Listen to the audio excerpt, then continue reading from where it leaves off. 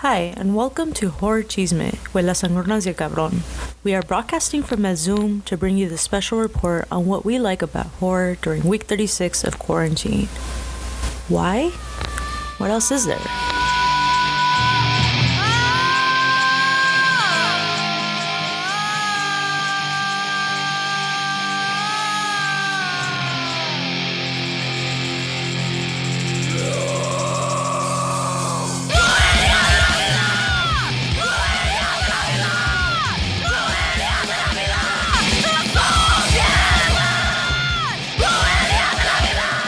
Looked up the definition in the Oxford Dictionary for horror, right? And there's like several definitions. Number one is a feeling of great shock, fear, or disgust. 2, a great fear or hatred of something. 3, the very unpleasant nature or something, especially when it is shocking or frightening. 4, a very unpleasant or frightening experience. And 5, a type of book, movie, etc. that is designed to frighten people. Did they happen to have a definition of fear of the unknown? That was not specified. Someone's slipping out there. Someone's slipping out there.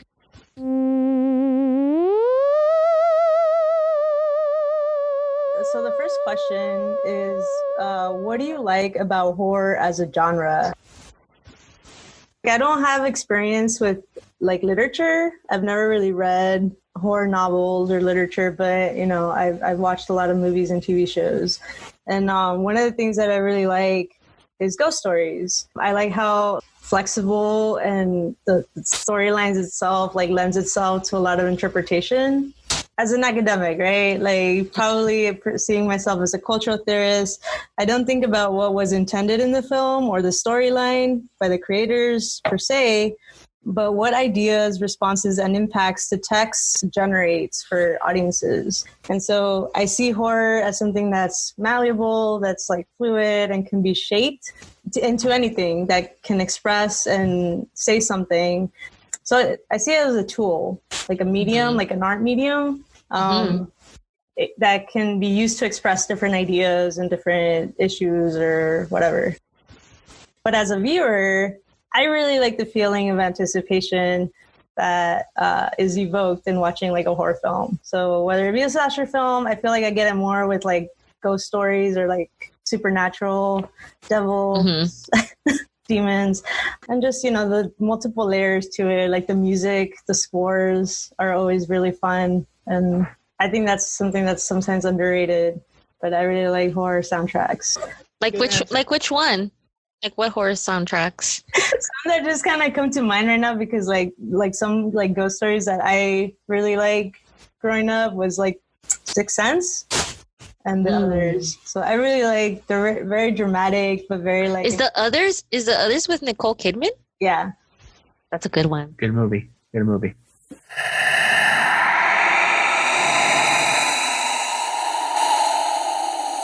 I'm also not a horror genre literature expert. As a matter of fact, I haven't read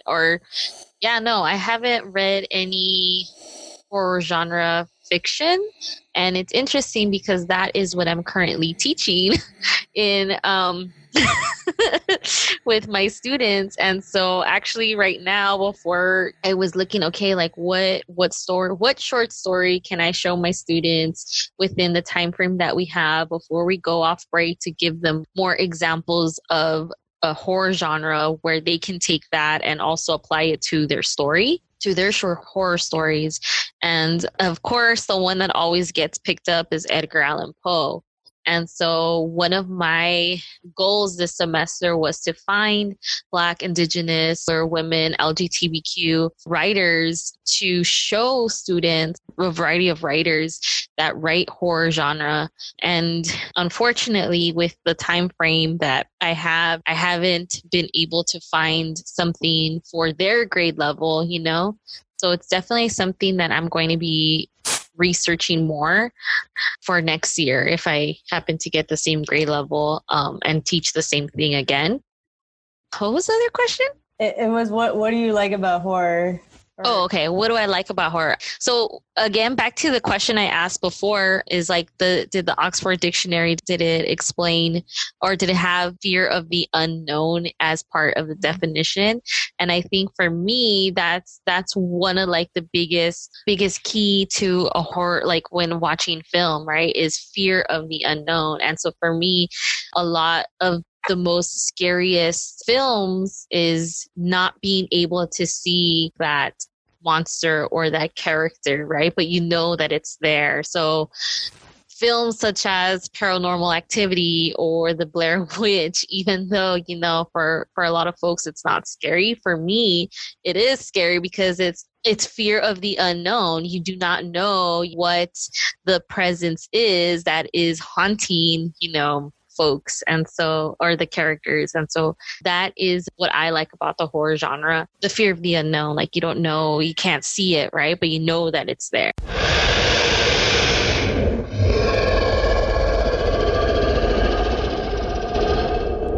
And then what I also like though about horror genre, like how you said, right, it's an art medium, right, that is used to highlight the realities that we experience. Like, for example, last week we bought Get Out, and we're just like talking about the first time we watched it, we're just like, oh, like, you know, like this is such a great film, right? And then the second time we watched it, we're just like, oh, like all these details that are used to make like the film and what the film is trying to say is just so good. So I really like horror films that pay attention to not only like the reality of what's happening and a commentary, right, to what's happening, but also like the images and details used to present that. And moments of discomfort too. Yeah, most that movie, definitely. like there's that scene where like, you know, after she brings him home, you know, she's like sitting on her bed on her computer drinking milk through a straw. And it's like it feels so gross. Like it's such like a disturbing scene. You know which one's disturbing for me is the auction. That one is just like that's it's a silent auction. Those are silent auctions. Yeah, that one is just, but it's a really good film. And that's something that, you know, as I've been teaching this genre, I'm using a lot of film more than literature, but it goes hand in hand because, you know, a lot of literature gets transformed into films, right? And so it's really cool to be able to see literature being transformed into film as a visual.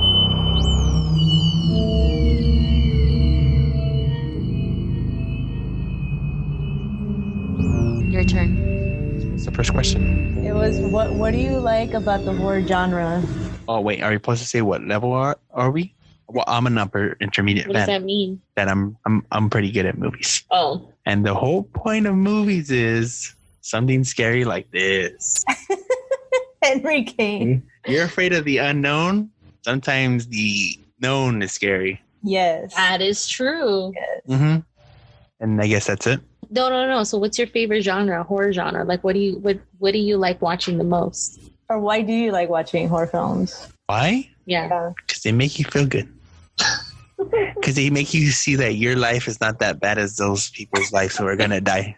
During that moment. I'm not going to ever be eaten by hordes of zombies.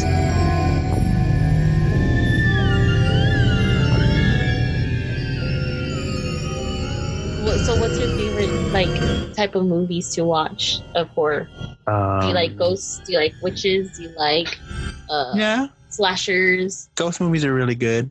Zombies? You like zombies? Yeah, I like zombies more. Slasher movies. You got these intellectual horror films, which they do these twists, and then you're like, what? Do you like those? Yeah, but it makes my brain think.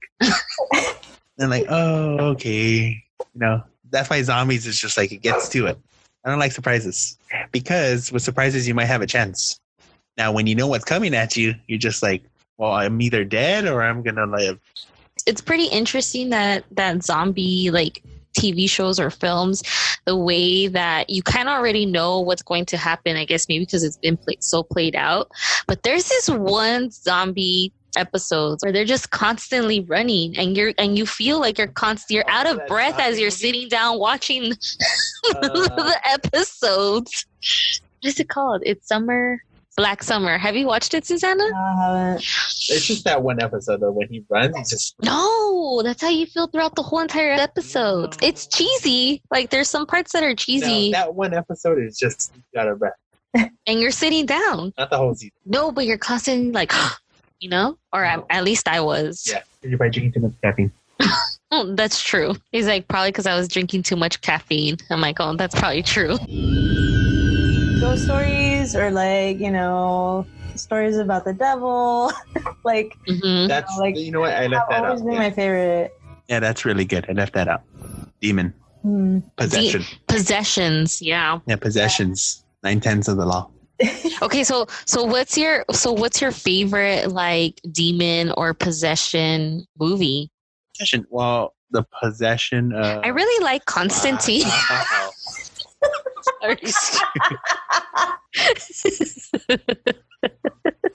But would Constantine be considered horror? Yes. The answer is yes. I feel Stigmata. Like, I really like that movie. Oh, that's a good one. I really love Stigmata. But see, but Stigmata is not a possession. It's more like a Jesus possession, Yes. Yes. right? Yeah, I guess religion is scary. It's not necessarily a demonic possession, yeah, but it looks like the Stigmata still kind of looks like, you know, terrible. Like, I don't know. I wouldn't want to go through that. Does she die at the end? Yeah. Well, Or does she? you I don't would remember. want to die after all those. I think she dies like a rebirth, no? Yeah. Yeah, think so. Or like not rebirth, like resurrection more. Mm-hmm. Mm-hmm. Which is what's Deborah Logan? I think it's called the possession of Deborah Oh, Logan. that one's Is good. that the one with the old lady? Yes, Yeah. Okay. where she has dementia, and then Yeah, that one's scary. but then you capture her eating like a person in her mouth. Like she has a human being in her mouth like that. Like she's like, then that one kills the movie. Like, It's like it becomes like a monster kind of. yeah, like really, if she was eating like pieces of him like through his stomach, but Do you like the original Exorcist? I do. Like, yeah, it's a classic, of course. Yeah, Like, but I feel like, yeah, like those movies are all fucking great. Like, we know that. I feel like sometimes like some movies don't get enough credit too, you know? true. Mm-hmm. Like Trolls Yeah. or two. Oh, The Fourth Kind. Oh, have you seen The Fourth Kind, Susanna? Yes. That one freaks me out because then when she sends me home, like the night is even darker for some reason. I feel like if I were abducted, nobody would even notice. That's another one where it's a possession, right? Or no, an alien abduction. But the fact that you never see it, right, is what makes the film so good or so scary. They show like owls throughout the movie, which is pretty freaky. So as cheesy paranormal activity movies are, those are also like I need to watch that like during the day. The marked ones Yeah. with the Latino people, The fourth one. the Latinx. It's the only one that matters. It puts Yeah, it's everything in true. Context. Actually, it's really good. It freaks you out because you think living in an apartment complex, you wouldn't be living by a witch. Paranormal Activity, like the first one, I'm just like, this wasn't scary at all. Like, what the fuck? I just watched someone just stand there in their nanny camera for like, you And know. they made millions. Yeah, but then the fourth one came out, and it's like, I love the idea of the way that it like gives the structure. Like Yeah. you wait till the end to really know what the hell had like happened. But yeah, las brujerías, right? Like it kind of brought it home, right? Like las botánicas. Susanna, times have been really rough for everybody. So I stood up, it was probably about 2 a.m, 2:30. And now there's infomercials on, getting yourself clean by, Limpias. I've seen those. and they're selling them. I felt like buying one for no reason. And they offer a protein shake to go with it. No. Well, it would be nice. But it's funny because, they show, reenactments. Mm-hmm. I think they're reenactments.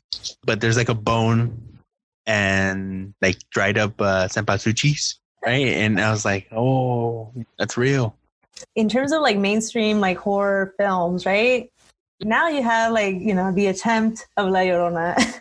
But I feel like Paranormal Activity, like that part 4, it really kind of introduces like Latinos into the horror genre. Like in in the contemporary? Because like before that, when was it scary for Latinos? That's what I'm saying. You know, you expect it in a lonely house. Yeah. You know, a lonely neighborhood, not in an apartment complex. You know, like who am I living next to? Yeah. You know, I used to get tamales from her, or, you know, you don't know.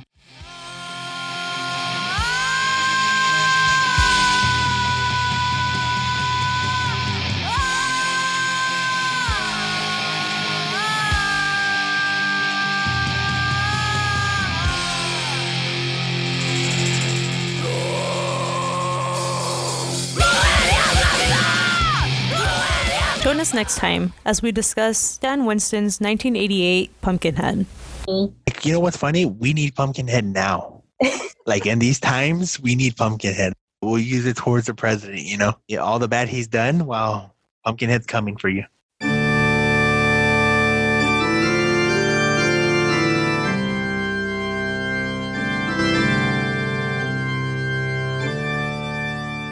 Well, dad comes home, sees his son dead on the floor. Although he picks him up like, you know, maybe he has a fighting chance because he looks like he moved, but that could be just the actor.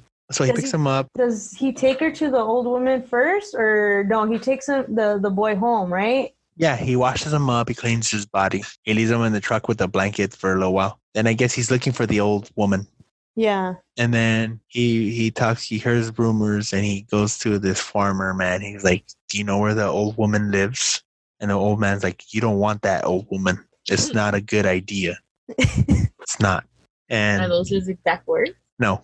Oh. He just said, you don't want that kind of trouble. And the dad was like, you don't even understand. My son's dead. And the guy's like, I understand your son's dead, but you don't want that help. And that guy's son was like, well, what will you pay for that information? Oh, yeah. He follows him later. He gets the information from the son, which, you know, I would disown my son. He gives him $50. Yeah, he pays him. It's like $50. Farm money. Because he's just like, I'll take you to her, you know, just come tell my dad, and pays him. And he basically tells him where to go, or he leads him to like, okay, this is where I get off. You keep going this way. And then he shows him. Yeah, he stops. Right. Then he goes up to the old missus and he's like, you know, I heard you can pull something. And the old missus is like, you know, I can't. I don't know what you're talking about at first. You don't want that kind of help. And he's like, but I know you have powers and you can do it. And she's like, well, what you're asking, it costs a lot. So pretty much, Pumpkinhead is actually conjoined to the father of the heart of the deceased. Mm-hmm. So Pumpkinhead is actually the dad because they're conjoined. So if you kill the dad, Pumpkinhead dies. Well, he doesn't die. He just goes back into a cocoon. So a pumpkin, excuse me. So my question is, does the child come back to life? No. Why would he come back to life? It's about vengeance. So it's about taking vengeance for what happened to his kid, because he can't bring his kid back, but he has this chance to like avenge him. Oh, I thought I thought he was like get his son back. Yeah. I was like, what does this have to do with Pumpkinhead? Okay. Well, you see what I mean, Susanna? You see what I mean? She didn't even want to hear me tell the story. No, I just wanted to know if his son was going to come back to life. No. If his son came back to life, then what's the point of Pumpkinhead? Kind of like what, like in the Buffy episode, right? Where Willow brings back Buffy from the dead, but there's consequences to that when she brought her back from the dead. In a different level, but yeah. Susanna just said all that. You just put it in Buffy's sense.